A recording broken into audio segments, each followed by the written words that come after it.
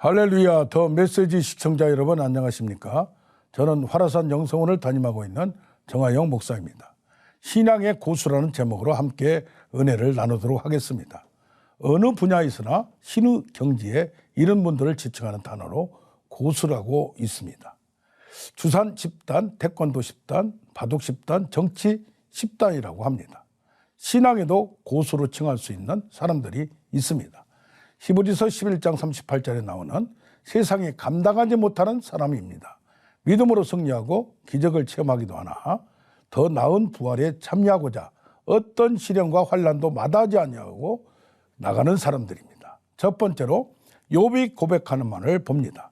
욥기서 1장 21절에서 모태에서 알몸으로 나와 싸운즉 또한 알몸이 그리로 돌아갈지라. 주신 이도 여호와시요 거두신 이도 여호와시오니 여호와의 이름이 찬송을 받을지라고 합니다.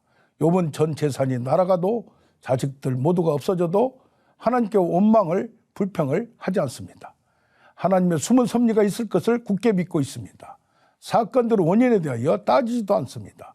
관계되는 환경이나 사람들을 원망하지도 않습니다. 욥은 많은 축복을 받았지만 온전하고 정직하며 악에서 떠난 사람입니다. 겉으로 신앙이 아주 좋게 보이고 많은 선한 사역을 하고 계시는 분들이 있습니다. 그런데 갑자기 욥과 같이 공경에 빠지게 된다면 욥과 같이 고백할 수 있을까요? 인생의 여정에서 태풍이 불거나 산사태가 일어나서 풍비박산이 되어보아야 신앙의 면모를 확실히 알 수가 있습니다. 까닭없이 하나님을 경외하냐고 질문합니다. 하나님을 믿는 것은 어떤 축복이나 행복 때문에 믿는 것이 아닙니다. 하나님과 신뢰관계에는 어떤 다른 것이 개입할 수가 없는 것입니다.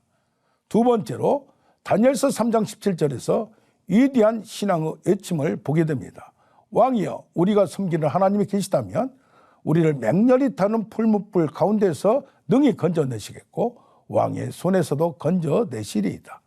그렇게 하지 아니하실지라도 왕이여 우리가 왕의 신들을 섬기지도 아니하고 왕이 세우신 금진상에 절하지도 아니할 줄을 아옵소서.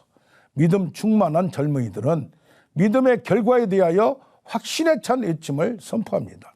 그냥 큰 소리 한번 치는 것이 아닙니다. 객기 한번 부리는 것도 아닙니다. 믿음의 확실한 속성을 간파하고 있습니다. 믿음은 성취되거나 성취되지 않거나에 달려 있는 것이 아닙니다. 결과에 대하여 어떤 염려도 하지 않습니다. 살아계신 하나님이 전능자이시므로 충분히 자신들을 살릴 수 있다고 확신합니다. 히브리서 11장 6절과 같이 믿음을 가진 자는 반드시 하나님이 계신 것과 하나님을 찾는 자들에게 상 주신 이심을 믿습니다. 그러나 하나님의 계획이 있어서 자기들이 순교한다 하더라도 개의치 않겠다는 것입니다. 내 인생의 결과가 어떠하든지 자신의 사명을 감당하는 것에 만족합니다.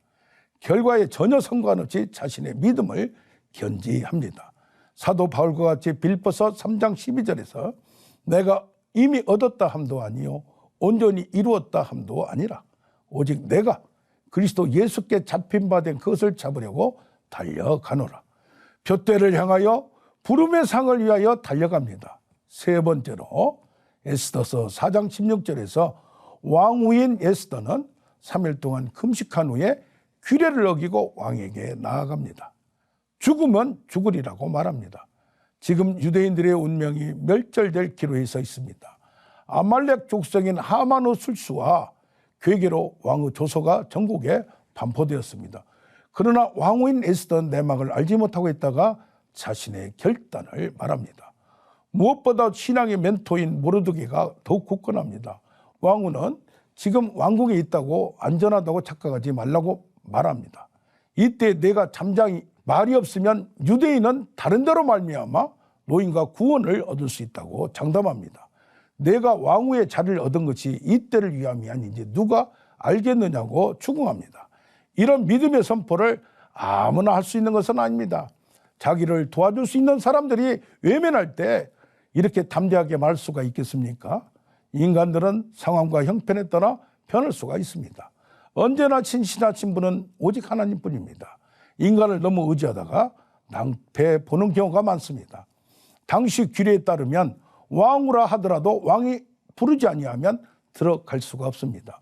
왕에 대한 암살 위험 때문에 경호실의 사전 허락이 있어야 왕을 아련할 수가 있었던 것입니다. 세상의 평가와 규례도 무시하는 것입니다. 먼저 그의 나라와 의를 구하라.